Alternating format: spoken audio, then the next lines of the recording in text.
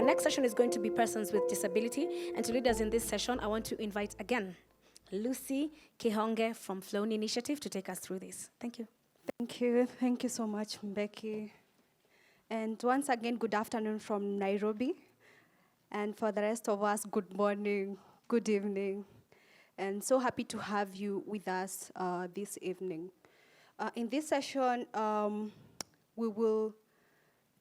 the speakers for this session will interrogate disability inclusion in public transport systems. And I'm joined by 3 other speakers. Personally, I will present a summary findings of 2 disability inclusion research reports, a public transport resource guide on interacting and supporting persons with disabilities, the implementation of the research recommendations from the 2 research reports, and thereafter we will have a panel discussion with 2 amazing women with disabilities who are joining us on location in Nairobi. The first panelist will be Felicity Mokiri, who is a CEO and a director of Maua Sharks. We will also be joined by Winnie Ongoje. She's a shiatsu masseuse and a mentor.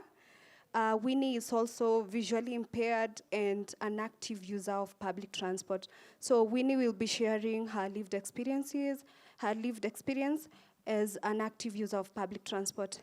And lastly, we will get to listen to a presentation by Faith Njahira from the University of Pretoria Center for Human Rights.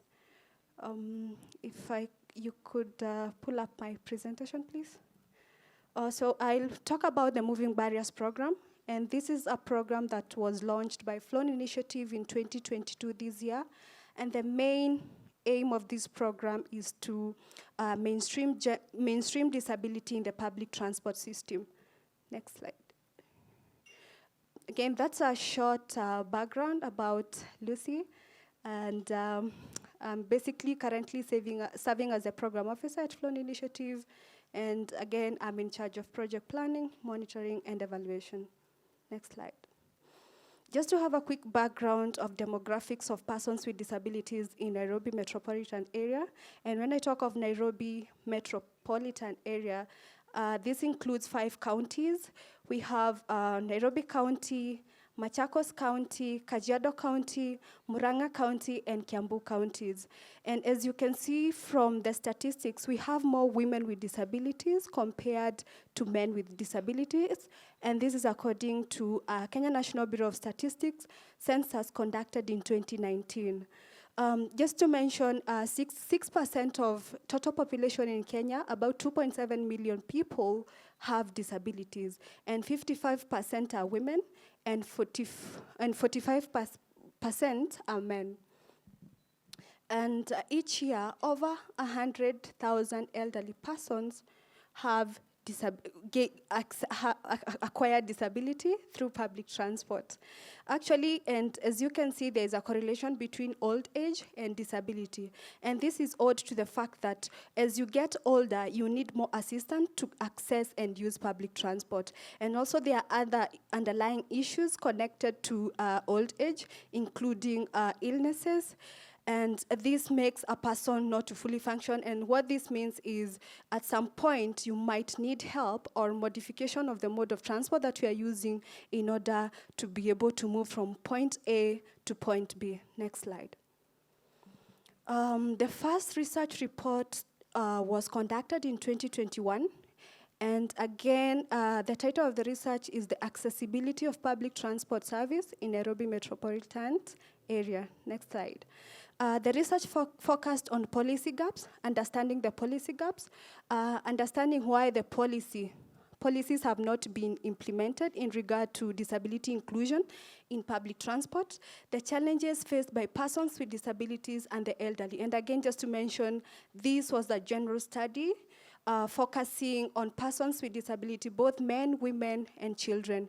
And also the research sought to make recommendations to different state and non-state actors to ensure that they mainstream disability policies, they mainstream disability guidelines in public transport system. Next slide.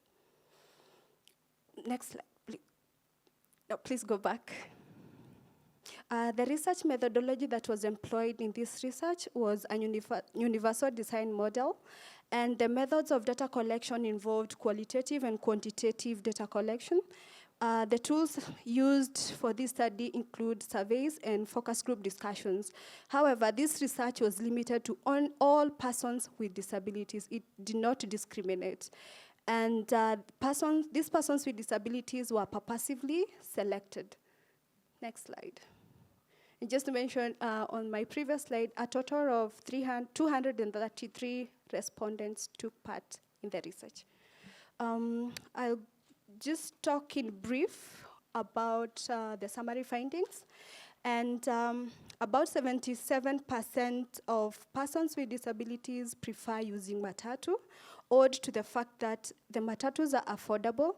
And just to make it clear, matatus are the public transport vehicles that are 14-seater, between 14-seater to 33-seaters, and we also have the high-capacity buses.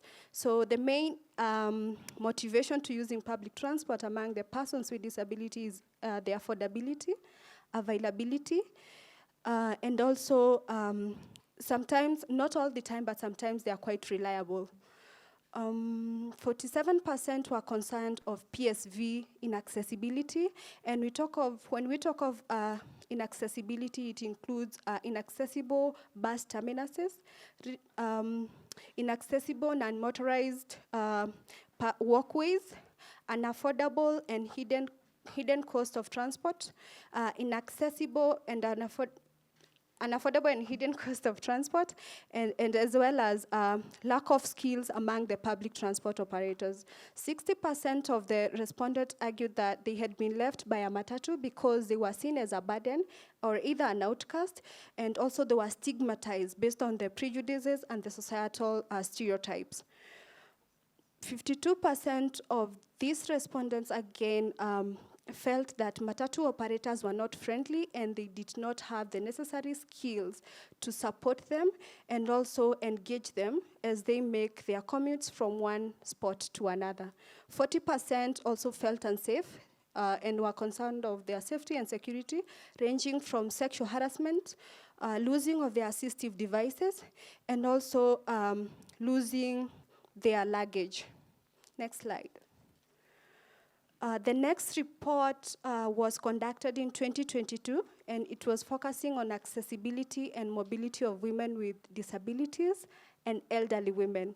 And again, this is a research that was informed by the previous research that was conducted in 2021, owed to the fact that women with disabilities have specific experiences while using public transport compared to men with disabilities. Next slide.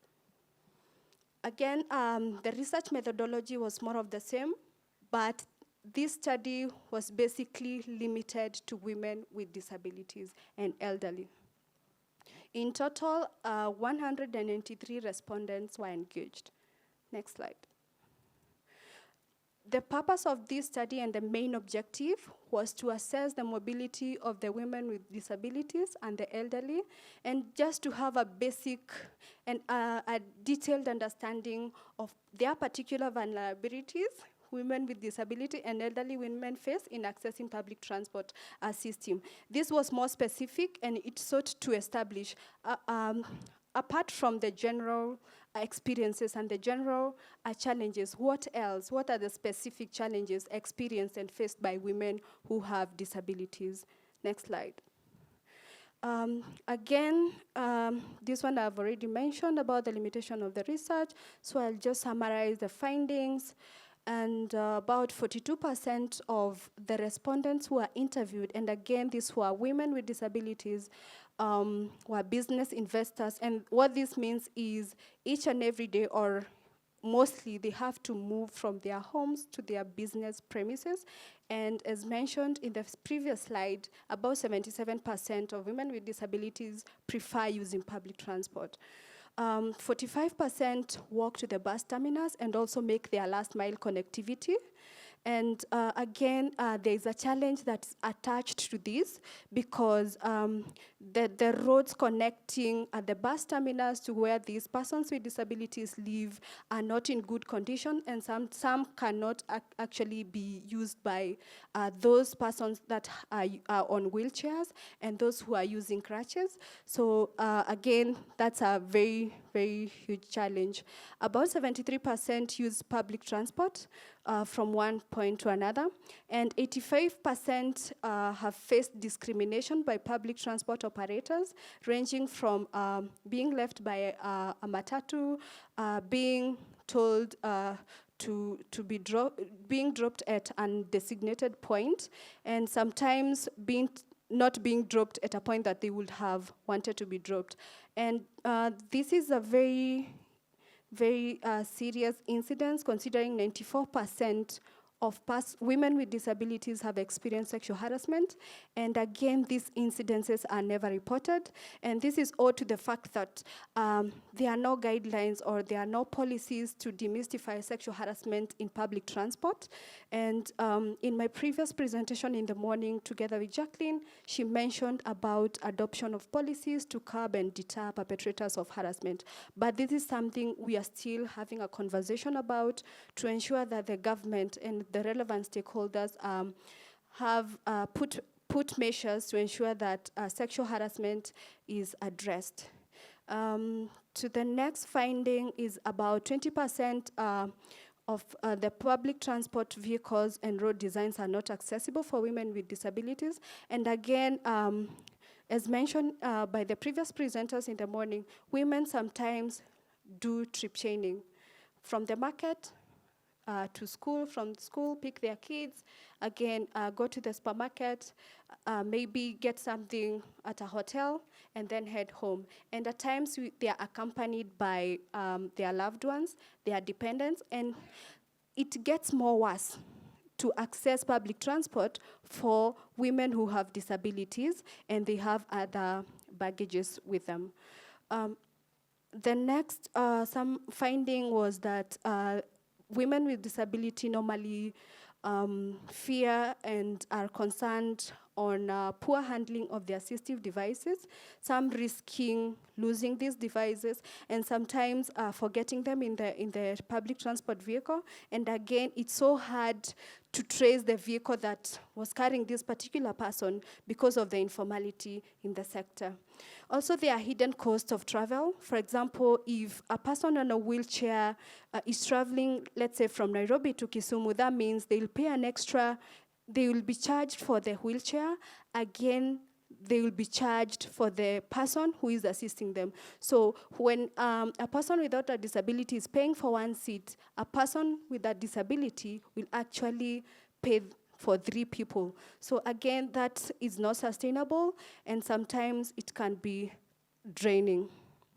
Lastly, the study found out that there was inadequate policy implementation, and in this regard, the existing policies at the county and national government levels that are meant to ensure that disability is mainstreamed in the transport sector are actually not in their final stages, but existing as drafts. And for the few that are finalized, there's nothing much happening about it, including the NTSA Act 2020 that calls on all public transport companies to ensure that they are accessible and to ensure that they are accommodative to persons with disabilities, also having accessible seats designated for persons with disability, but this has never seen the light of day. Next slide. From the 2 research report, again, there was a recommendation to develop a transport operator's resource guide on interacting and supporting persons with disabilities. Next slide. Again, the resource guide was meant to be utilized by operators, and also the management, the circle management and public transport management companies to ensure that they are guided on how to mainstream disability in their respective companies. So these are the basic, like, general components of the guidebook. And number one, it has tips. It has like a deep and detailed description of different forms of disabilities, ranging from the visible and invisible disabilities. And also it provides that platform for people who are reading it. Just to mention, these are the operators, to get to understand all disabilities ranging from physical, we have visual, we have other that cannot be seen, even the reading, and also other mental disabilities. It also had tips on interacting and supporting persons with disabilities. And these tips include, like, for example, how do you talk to a person with a disability before you usher them into your vehicle? How do you get to know if this person wants to alight? How do you ensure that your communication is disability inclusive? And also, it also provides guidelines for public transport companies on how to ensure that the communication language that is used by their staff is inclusive. The next component is it has a section that states on appropriate and inappropriate terms to use. And for example, there is one term that most people normally use. And just to mention it, people normally say abled differently.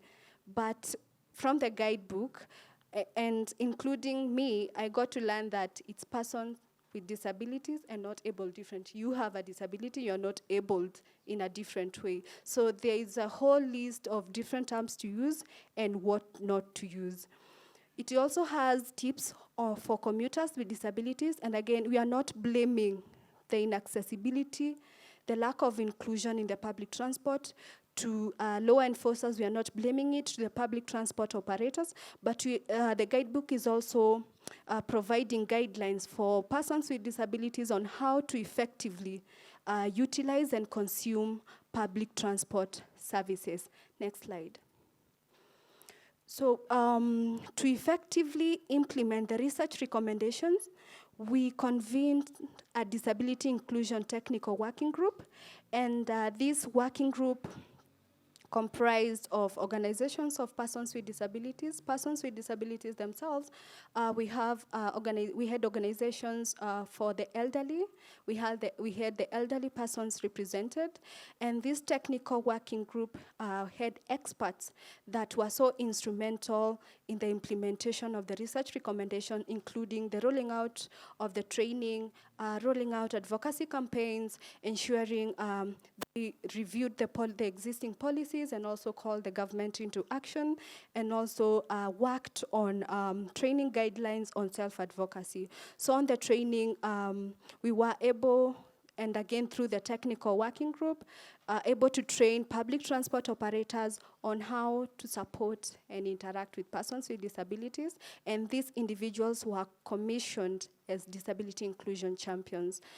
We were also able to work on advocacy campaigns online, where we again worked on designed posters and distributed them, where these posters were sticked on matatus, and also the organizations that were included in the technical working group were able to keep the conversation going by ensuring that they took the message with them into their respective organizations. We were honored also to be featured for a period of three months through a live TV interview by Science Media, where we had the members of the technical working group join the live interview and discuss on various interventions that they've been able to implement, and actually their role in mainstreaming gender in the public transport system. We were also able to work on billboards that had messages on disability inclusion, and again, this was meant to ensure that it's not only a boardroom affair, but also the members of the public are able to access this information and act accordingly. We also drafted a joint memo addressed to the NTSA, lobbying and calling the agency, which is National Transport and Safety Authority, to ensure that the public transport is inclusive for persons with disability, and also ensure that the NTSA Act 2014 actually is implemented to ensure that the guidelines that are stated in that framework are implemented.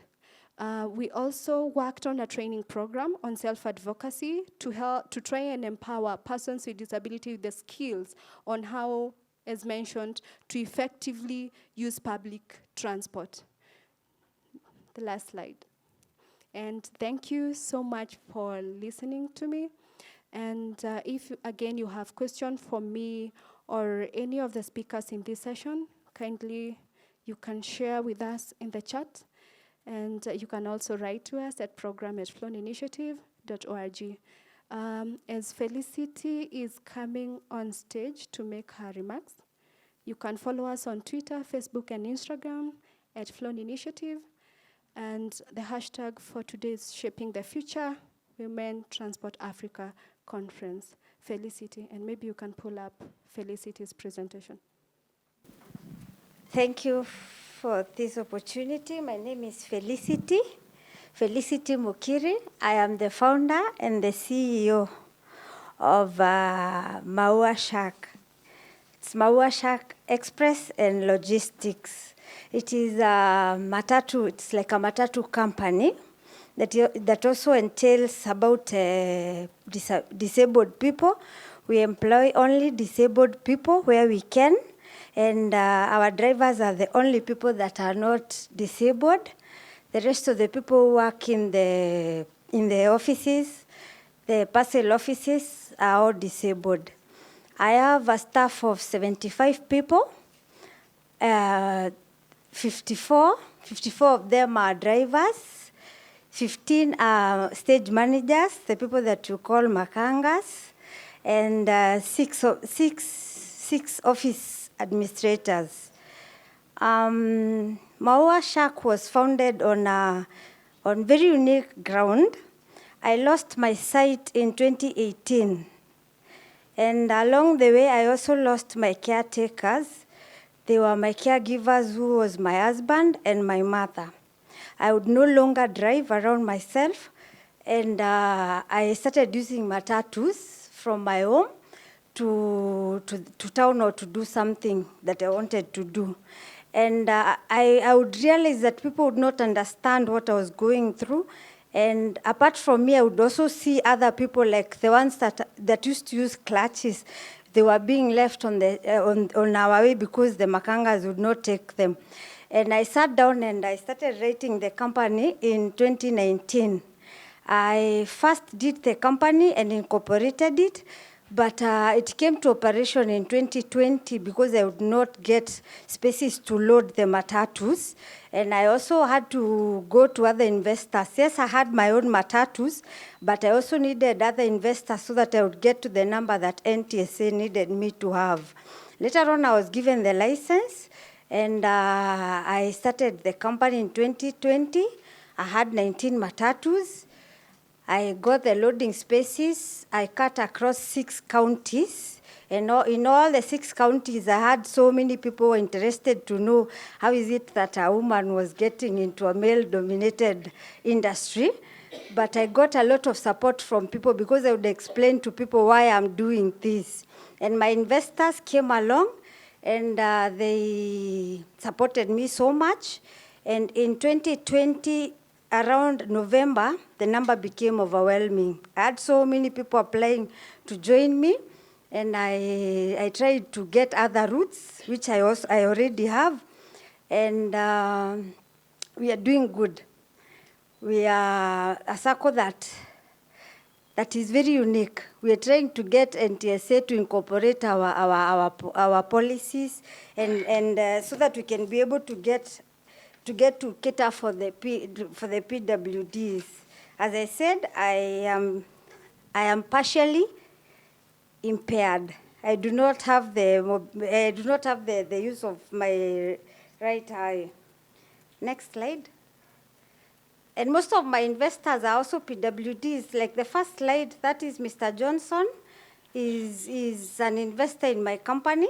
He has 3 matatus with me. The one that is there is the latest.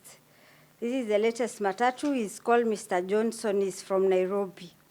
Next. Yeah, that's about me. The previous one, kindly.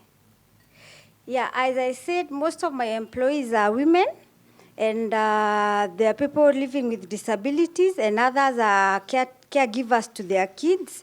And I try to encourage my employees that if they have people that they know are disabled, they can bring them in because our company caters for all those. Next. Yeah. As Maua Shark, we've tried to help people that are disabled mostly. First of all, in our meetings, we normally have meetings after every 3 weeks with our drivers.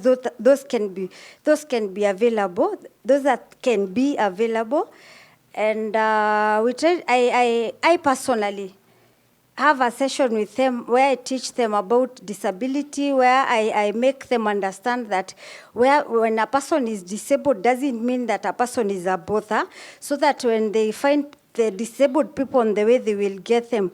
I normally tell them, had I not gotten the disability, they would also not have had the job. So they never know the person that they may be picking on the way, what opportunities come with that person.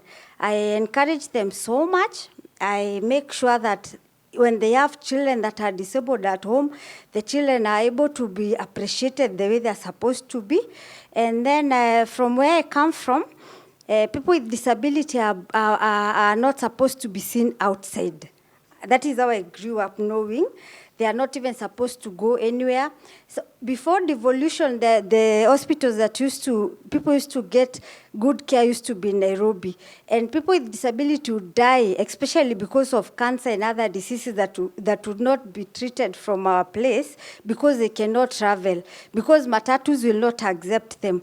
Yeah, Maua Shark is also in the process of registering a certain boy. We were approached when I put a word forward that I would be sponsoring the people that are disabled. We got a word that there was a boy who was really suffering from the village in Maua, where I was born. And I went to see the boy. And I found that the boy is deaf, but nobody's there to take care of the boy because he's also an orphan.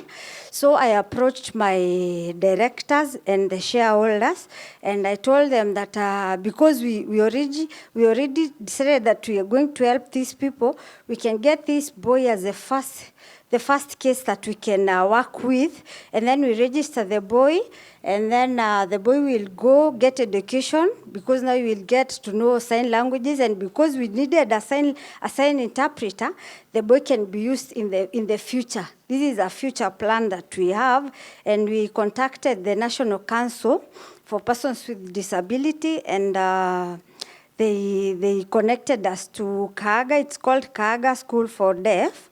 And we're in the process of registering the boy. We will be sponsoring the boy all the way, his education. And after, we're going to give him a job as Maua Shark. We have also been working with Flone initiative. We offered them our fleet of 35 vehicles. Our vehicles are they are called 9L vehicles, and we decided to take those vehicles because they are spacious. We can be able to incorporate the people that come with wheelchairs, and also the clutches. Our vehicles are spacious. They are 16-seaters. And we are trying how, I was telling Lucy, we are trying how we can start importing the modified vehicles. They are quite expensive. There are no there are no policies with NTSA how we can do that, but we engaged them. We wrote to them because we needed a pick and drop letter that will help us pick and drop anywhere as long as the person is disabled, because there are no markings of disabled picking and dropping in Kenya. But even TSA is really kind. I am sure if you engage them, Lucy, in another memo, they may just be able to give us a pick and drop letter whereby we can pick and drop our disabled customers at their convenience. So we offered our vehicles for advocacy. The offer still stands.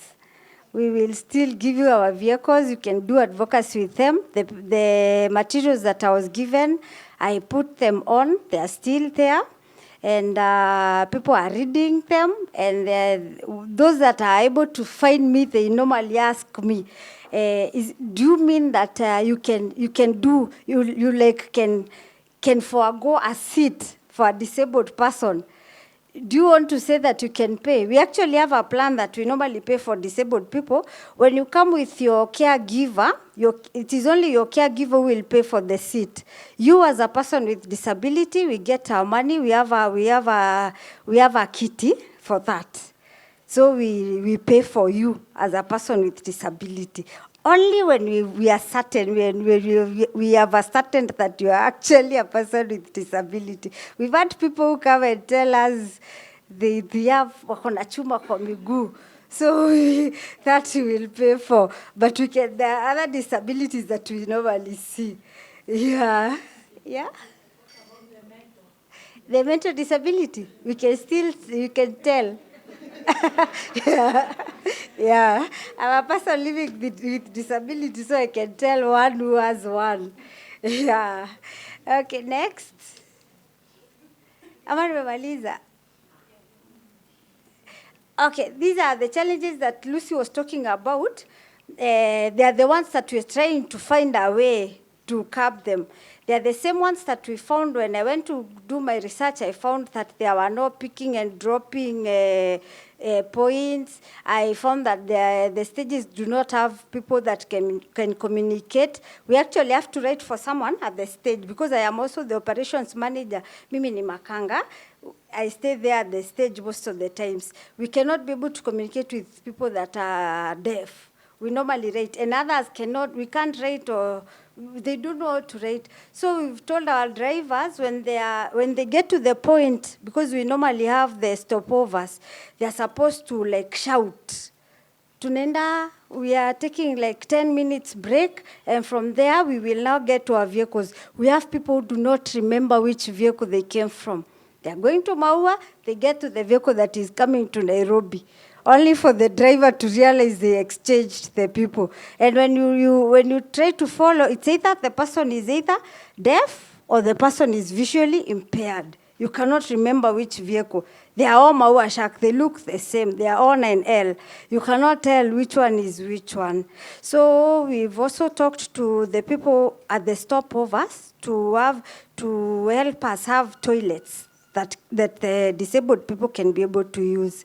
We are doing modifications for those toilets because they are not willing to take the cost. So those like nice rice, they have said that they will take the cost, but the rest we will be paying for the toilets. They will just be modified just a little bit, and people with disability will be able to use them. And we will have signboards at the stopovers that are written. For those that came with this vehicle, you're going to Maua. Those that came with this vehicle, you're headed to Nairobi, so that people can be able to know the vehicles that they used. Next.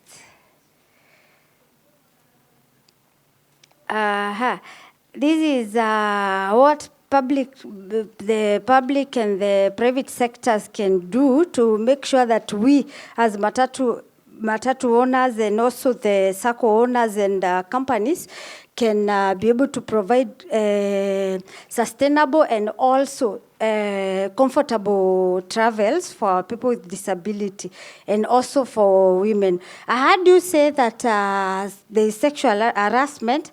Well, there is to some extent. I would say that I've been harassed many times. despite the fact that I am also the boss and I've also been harassed. I don't know. Whatever it is that has been written and has been researched is going to take a very long time to be implemented.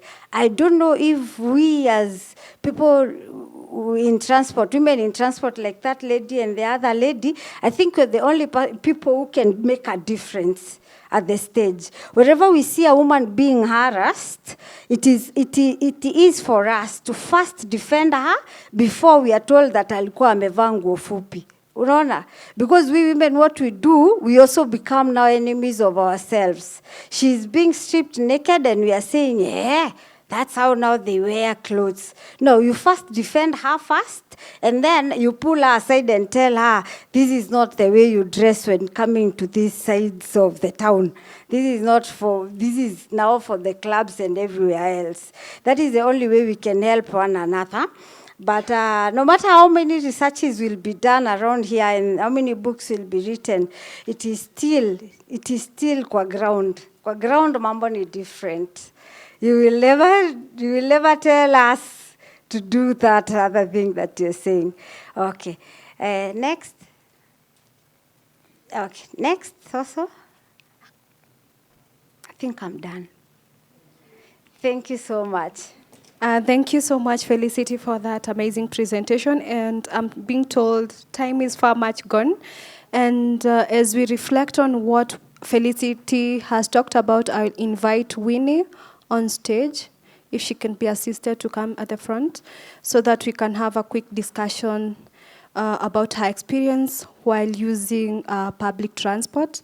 And just to mention and reiterate on to what Felicity has mentioned, you can do much as an individual, but it's upon all of us. It's a collective effort. We need to have everyone on board. We need to have everyone supporting and also ensuring that public transport is disability inclusive, and each and every person in this room, and also for us for those of us who are joining us online, you also have a part to play to ensure that disability is mainstreamed in the transport sector. So I'm joined by Winnie.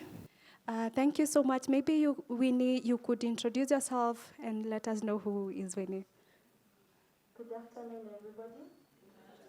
Good afternoon once more. Yes, my name is Winnie Aruno Ngote. I am a shiatsu massage therapist, a mentor, a coordinator at Princess Crossover Club, and an executive assistant at Friendship Global Company. Above all, I'm a public commuter. Thank you so much, Winnie, for that good introduction. Maybe you could let us know the form of disability that you have and probably when you acquired it in 1 minute. I'm visually impaired, but I love to call myself blind because visually impaired cuts across a lot of challenges with the eyes. You can be myopic or short-sighted or long-sighted and just visually impaired. So I prefer calling myself blind. So I became blind in 2010, November 16. I woke up with a blurry vision. I was taken to the hospitals. They tried to do a surgery to correct the eyesight, but things didn't turn out well, and so I ended up getting an optic nerve rupture, and that's how I lost my sight. Oh, thank you. And you've mentioned that you are a public transport user. Maybe to get to understand, how do you commute from one point to another, and which is your most preferred mode of transport? Is it matatu, boda boda, that's motorcycle, tuk-tuk, or what do you normally prefer using? Okay, with my profession, right now I'm a freelancer, so I usually prefer using all the means that I get. For example, I use a matatu to places that I know best or I'm very familiar with. If I'm going from point A to point B, I know from that point how am I going to reach my final destination. At times I use boda boda if it's an urgent urgent call, or maybe the client or the patient has given me very less time to report to the place. So I use Boda Boda for efficiency and for speed. I also use Uber or Bolt or Little Cab to go to places, to use when going to places that I don't know very much, or maybe places that are very far away from the bus stops. So yeah, I prefer using all the means of transport that I come across. Oh, thank you. And just to get to understand how you normally navigate the public transport system in as far as connecting from one mode of transport to another, or maybe moving from one boarding stage to the next one. Like, how do you navigate? For example, if you're dropped at downtown and your next boarding point is uptown, how do you get there? So usually, since I'm blind, many people don't usually realize that I'm blind. They don't know if I'm blind, or maybe I have some little vision. So when leaving my house, I'm being taken to the bus stop with my house girl or someone who can assist me. Then before I alight the matatu or the bus, I have to explain to the conductor or the driver where I'm going, and if they may help me maybe to cross the road after alighting from their matatus. So that's how I usually like liaise with the matatus, touts, or the drivers. And also, at times, long time ago, I used to liaise with the same commuters that I had in the car or the matatu. But one time, someone took me for granted and decided to do things that they knew best. And so I had to stick to kamageras or conductors or drivers, because I usually know that if I know the circle that I usually use most, if something happens to me, or someone harasses me, I can go and report. Yes. Oh, that's quite unfortunate, but again, the reason as to why we are having this discussion today is because we really want people to understand and know the main challenges that persons with disabilities and especially women face in as far as navigating through the major cities where there are congestion, the informality in the sector, is concerned. So maybe my next question, Winnie, is to get to understand the main challenges that you faced as a female commuter with a disability. And I understand you had an experience on sexual harassment. Maybe you can share on that. Yes, the number one challenge that I usually face is sexual harassment. Like before, it's now 12 years since I became blind. So the first primary years, or the first years, I was very naive, and I was not fully independent on moving on my own. So I really used like to beg, or I didn't want anyone to leave me behind, regardless whether they are male or female. So one time I was leaving my work, then I was dropped at town, then it was raining, and someone just spotted me and told me, "Hi, madam, can I take you to this and this stage? I usually see you going towards that place." And I had no one, or even the matatus, the conductors were not around there because it was raining. And so I really thank God, because I felt as if God had sent someone to pick me. And this guy, he was a very tall guy, and he had some envelope he was holding some envelope. So we started walking. Then it reached a point, he told me, "Wait for me here, I'm taking this envelope to this office." And I told him, "No, I can just accompany you to the same office, you take your envelope, then we go with you to my stage." And so we climbed the stairs, we went upstairs, then he told me to wait for him at the reception. So I waited for this guy, and I didn't know his name. Nowadays, I usually know people by their name. That time, I couldn't ask. So I didn't know him. So I stayed there. Then another lady came and gave me some tissue and a very small bar soap, and was like, "What are these for?" And he he started telling me very harsh words and calling me those harsh names. And now I was trying to explain to her to help me because I don't know that person, or I don't know what he wants. And this lady couldn't understand me, and no one helped me that time. And so I was trying to navigate and find my way out that place. And as I was trying to walk around, I fell down. I rolled down the stairs. It was very long stairs. I rolled down. Then is when they realized, oh, this girl is blind. And then they came very fast to help me. And that time I was so bitter. I told them to leave me alone. And there was a watchman down there, and he told me, I asked him where I was, and he told me I was at a lodging on Luthuli, and I told him to take me to the bus stop. So from that time, I was very aggressive, very independent. Nowadays, you don't just guide me. I have to know you, where you're going to. So as I said, I usually use help from conductors and drivers, because if anything happens, I'll come back to you.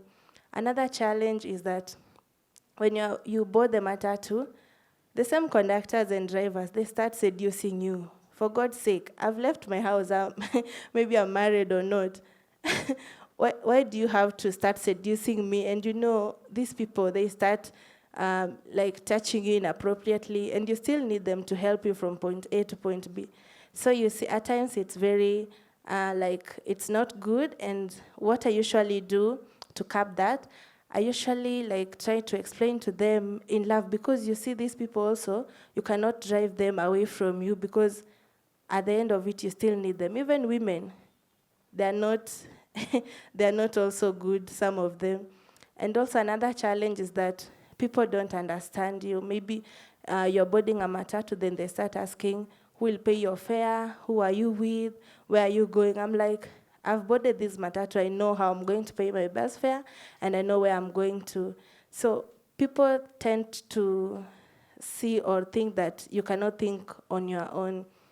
Another thing is that also those people whom you are commuting with, they don't really understand you. They call you like inappropriate names, like shukisha huyu mgonjwa, like you are sick. Or also those conductors or drivers, they're not very patient with you, especially if you use matatus that you don't use that route frequently.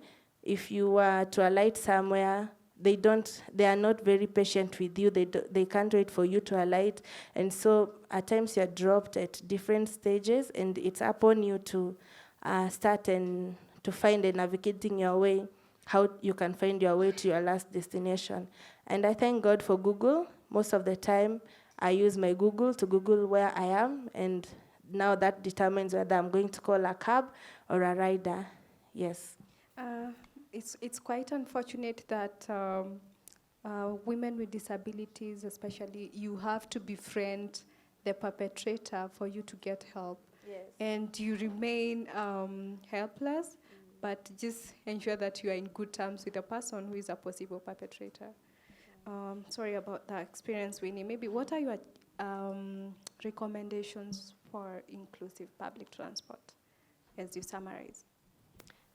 Yeah, for my recommendation, I'd really love the public transport to be sensitized or made aware on matters concerning disability, because when they are going to the driving schools, I don't think that they are usually sensitized on people living with disability or how they can take care of people living with disability. So I think it has to start with NTSA to incorporate that sensitization to these drivers and motorists who are using the public transport at large.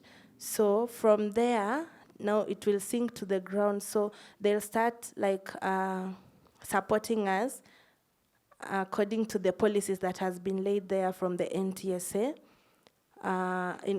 for the disability inclusion in public transport. And also the society and the community at large can receive the same awareness and advocacy on matters of disability. So that will cut across a lot of things, and it will help us heal a lot of things. Thank you so much. I think Winnie needs like a loud clap from the live audience. And I'm not really sure if Faith Njahira, you are with us online. Good afternoon, good day. How is everybody feeling? You're fine. I am not convinced by that answer. So what I'd want to start us off by doing is it's been a long day. I know we're also edging towards the end.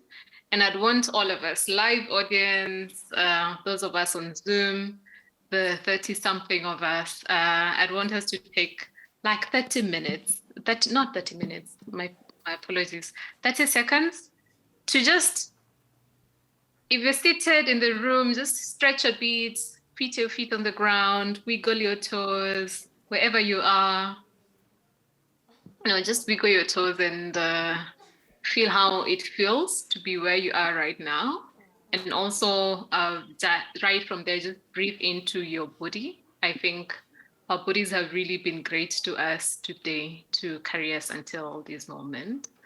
And I want to then go into my presentation. To start off by, I'm trying to just expand this and somehow still share my screen. Let me just do that. View full screen. Okay, can you see my screen all right? Yes. Okay, great. So my presentation is going to look at inclusive transportation for the right to health. And I want to start by really just echoing and appreciating the amazing work that Flone has done over the last few years, yes, specifically on transport, but also really expanding more recently on intentionally including the issues of persons with disabilities. So my first slide is of myself sitting on a mobility scooter. I'm in a red jacket, black trousers, and there's a lot of colors. But then the wall behind me is Martin Luther King, one of the quotes. And the quote that I wanted to start with today reads, "I have the audacity to believe that people everywhere can have 3 meals a day for their bodies, education, and culture for their." Let me do that. I'm not sure that that's helpful. And culture for their minds, and dignity and equality and freedom for their spirits. And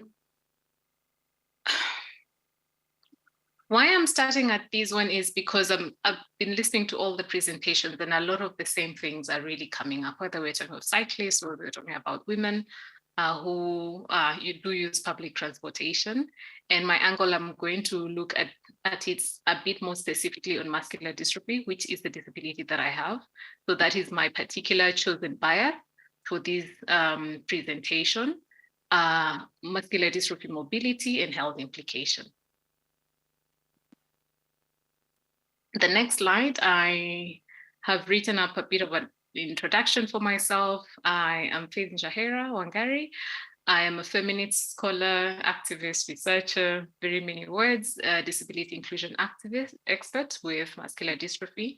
I'm currently working on my PhD at the University of Pretoria, Center for Human Rights, and I'm looking at muscular dystrophy and the rights to health in Kenya, particularly.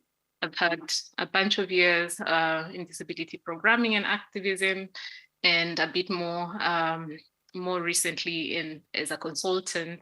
And part of what I've done is also I'm a co-producer of a documentary film for All Brilliant Conversation, which is on YouTube, which also might capture some of the issues that I do mention here about transport. And I'm the founder of Muscular Dystrophy Society Kenya, and was a 2015 Mandela Washington Fellow and an Open Society Disability Rights and Inclusive Education Fellow for my master's. So a way of introduction, on the screen, we have So back to the introduction, there's a photo of myself standing next to my power wheelchair. And there's a maize farm behind me. On to the next slide for introduction. So the first point is muscular dystrophy, or in short, MD, as a disability. Then I'm going to look a bit more about like MD in Kenya, rare disease advocacy, and then go into transportation as a key indicator for access to the right to health.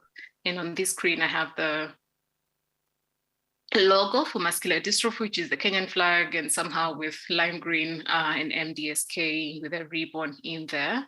On the bottom left corner, there is a transport train official. I'm not sure what they call them, particularly in Japan, but there's an official who is laying a portable ramp to get into a train, and this was in Japan. And this is for the bullet train or the electric speed trains in Japan. And this is something that they offer for all their passengers. So in terms of muscular dystrophy, well, I know that there has been growing a bit more awareness or familiarity of the condition in the last 9 years, with MDSK being in presence. I also am very aware that most people in the room or online may not know what it is. So it is a muscle degenerating and progressive rare disease, which means that it also comes with issues of fatigue and chronic pain.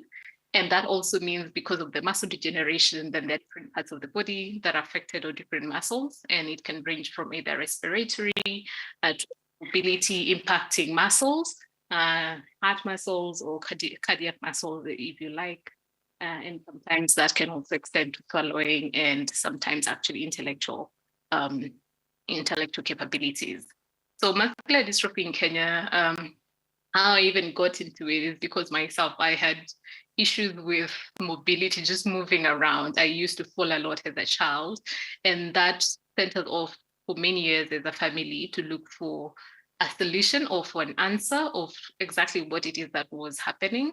And that did lead us to finally in 2013, so many years later, to being told that yes, it is muscular dystrophy. And then for myself, the reaction being that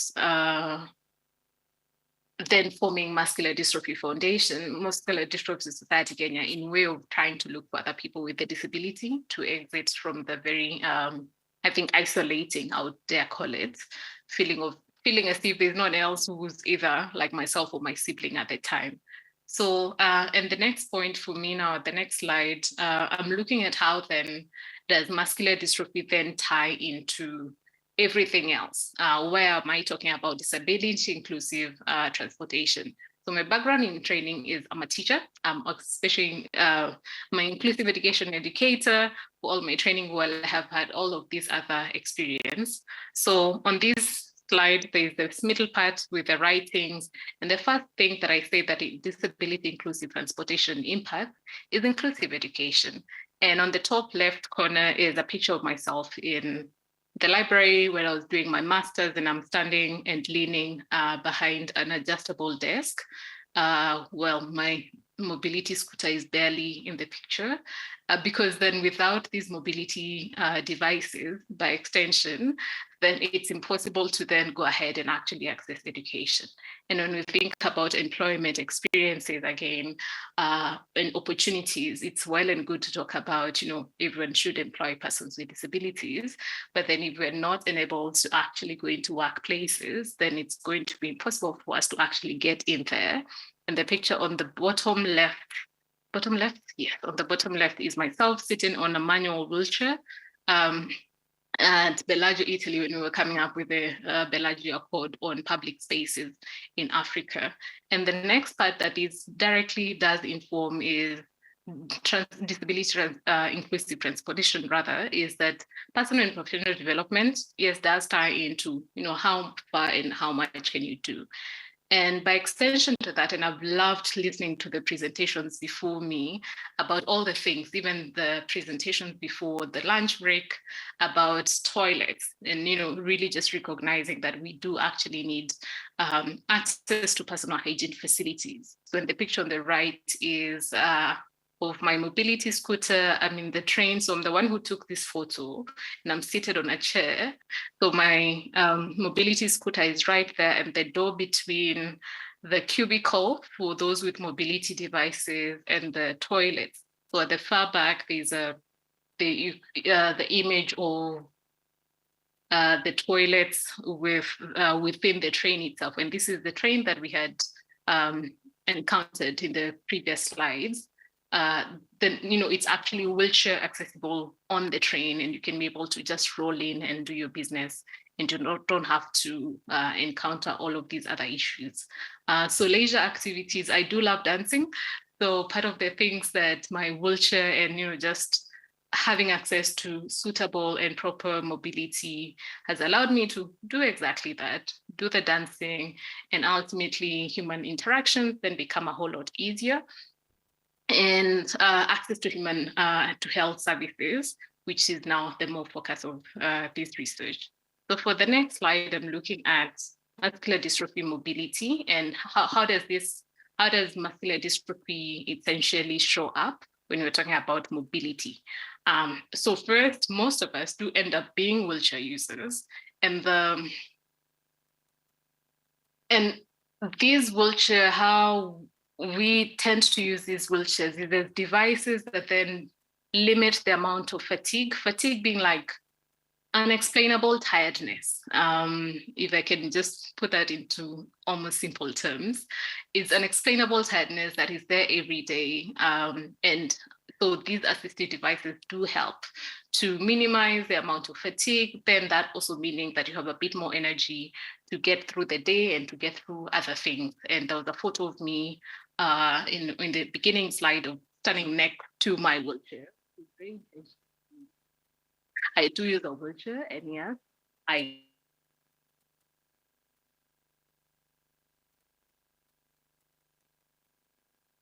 non-disabled kind of steps or balance, then that just means that yes, wheelchair users are not always people who cannot walk. And I think that's also something we're seeing a lot in social media pages now, with more wheelchair users saying like, no, we do use wheelchairs for different purposes. And number two, how muscular dystrophy then shows up and why it's important to talk about transportation and mobility is because there's very poor balance with the disability. And so there's waddling gait. Waddling gait, even like shifting side and side, because I'm thinking of a duck, like how a duck really just shuffles on both sides and tries to get up, tries to get from point 1 to point 2.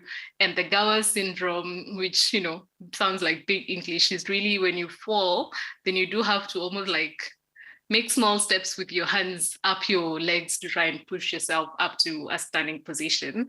And also, yes, at some point you do become unable to do that, but then that's also why then this becomes helpful. So these waddling gaits then makes it, in poor balance, makes it that maneuvering steps at bus stops and designated stops then becomes really hard. And it was great to hear the presentation about, I think that was Uganda, talking about how just that step should just be level. So, and these, I want to just echo the fact that even for those with muscular dystrophy and they can still work, then that takes out any other challenges or possibilities of actually falling. And mandated stop times. And, just like the previous speaker talked about, you can either be dropped at any point and you're being rushed. So mandated stop times means, for example, that if a matatu stops, then you're required to stop for like 2 minutes before moving on, regardless of traffic. So that means you're not just being thrown out of the car and being rushed out. As Kenyans say, ni kushuka na jam. So, you don't have to do that. And then when you talk about respiratory weakness and then how that shows up in muscular dystrophy, and then by extension in transportation, means that you do actually need you do need to take frequent breaks to allow the muscles to recover, because then if you extend too far, then the muscles become too tired, and that may actually lead to you falling. So these sitting areas at bus stops, again, as I did hear the previous speaker, are essential for this. And also just to add that, if those people who would then be taking advantage of those, you might do find someone who looks like they're in their 20s or something, or 19, and they're there wanting to sit down. I think for most African culture, we've been taught, the young people, you shouldn't be sitting down, stand up for the older people or the elderly to sit down. So just being a bit more mindful that there are actually people who it's not visible on the outside that they need to sit down. And there are also people with either cardiological impacts. And these extend, I want to mention, beyond muscular dystrophy. And there are many other disabilities or conditions that do have very real cardiological impacts or respiratory impacts that, just then show up in how we navigate transportation. And the image on this slide is one of steps, like a flight of stairs. And the first steps is about a foot high. And this image was created by an artist for part of the Project Duchenne, Parents with Duchenne project, as part of just really showing, because when you explain muscular dystrophy, it sometimes feels impossible for people to understand. Someone would be like, Faye, why are you not able to take that very tiny step? Because the step to the regular non-muscular dystrophy person, the first step to you then looks like the preceding step, which is, like 3 inches high. But then for that person with muscular dystrophy, because there are no muscles or muscle strength to actually take that one step, then it does feel as high as a foot high. And I crossed out, I'm the one who's made the edit on the picture, because previously the image said Duchenne making every day impossible. And I changed it, crossed over the word Duchenne, which is a type of muscular dystrophy, and wrote steps, making every day impossible. So just really shifting a bit more to the social model of disability and placing the burden on the environment. So to come more specifically to the issues of accessible transportation and public spaces as drivers for the rights to health, I'm still going now to tie into how does this then show up for those with muscular dystrophy and why was it important? And the things that I want you to think about, even as I go through this slide, are the 4 words that I have put at the bottom. And the 4 words I put at the bottom are agency, freedom, consent, and safety. So again, the words are agency, freedom, consent, and safety. And for my first point on this slide, on the slide on the right is what Felicity you were describing, seeking to exploring getting these wheelchair accessible vans. So this wheelchair accessible van was the van that was being used at my campus. And yes, we could use it either to go to medical visits, you just needed to book it with the university office, or to just have it on schedule to actually go to your classes or to go to social events on campus or out of campus or to go shopping.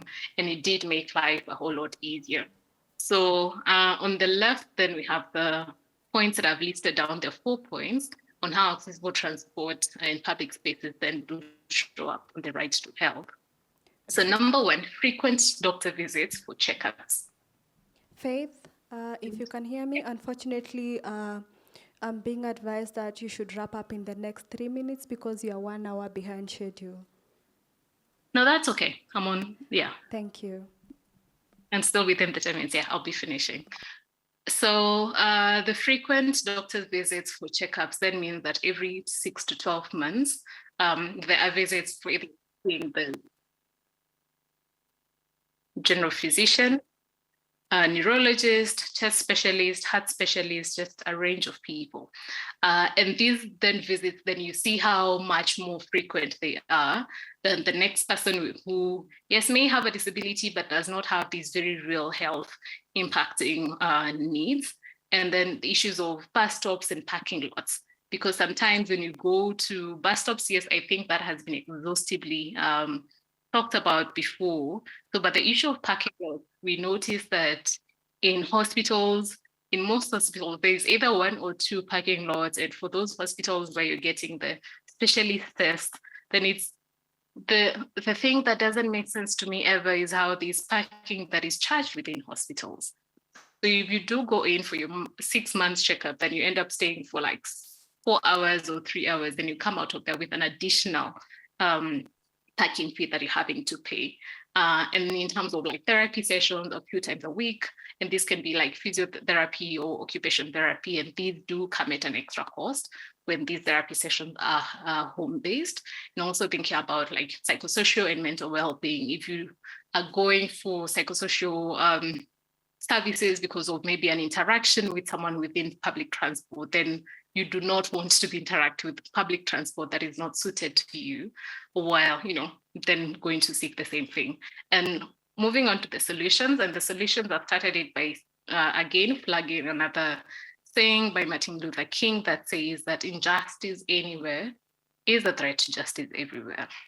We are caught in the inescapable network of mutuality, tied in a single garment of destiny. Whatever affects one directly affects all indirectly. And the solutions are really, I have had a lot of them being said, and just really this is just expanding it a bit more to beyond buses, beyond the matatus, beyond the borders. Like number one, not every disability is visible. I think that's really key to flag. And also just the issues of motorized or non-motorized transport. I think non-motorized transport or also non-automated transport then makes it that we do need medical transport for those needing accessible transport. And it's great to hear what you're doing, Felicity, and the training of transport officials. That's also been mentioned before, availability of portable ramps in buses and trains. I haven't used the SGR just because I think I have a lot of trauma with using public transport as someone with very poor balance in Nairobi. And traffic controls at zebra crossing. And these can be human beings like we do see at the ABC place and at some school areas, in wheelchair accessible spaces, for long distance transportation, and the manufacturing of these devices then again should be suitable to, the different types of disabilities. And I think what is also necessary to flag is the issue of insurance, also needing to cater for these cost of assistive devices and recognize them as life supporting costs. And that is all from me. I did change my last slide when I had a few of the other speakers. And the last slide has an image of some two elderly women riding their mobility scooters. And one is saying, "Did you see the bite on that guy?" And the other one said, "I did, yum." And then they all say, "We'll be the old ladies chasing hot guys on our mobility scooter, best friends forever." And you have my contacts. You can contact me on email, LinkedIn, or on both emails, and just to, thank the organizers for this. Thank you. Thank you. Thank you so much, Faith, for that great presentation. And we'll hand over to Winnie to give the closing remarks because I'm being told we are far much behind time. So Winnie, over to you. Thank you very much for being patient and also for waiting for all the speakers to speak to us all. Yeah, I'd really love to thank all the people who have been helping people with disability around, and also I'd urge us to continue supporting us and also be on the front line to know which kind of help we need, because some are not genuine and some are genuine. So we'd really love you to collaborate with us to also create that a healthy and conducive environment for all of us. Apart from that, you can find me on Facebook, Winnie Ongoja, TikTok, Winnie the Blind Physiotherapist, and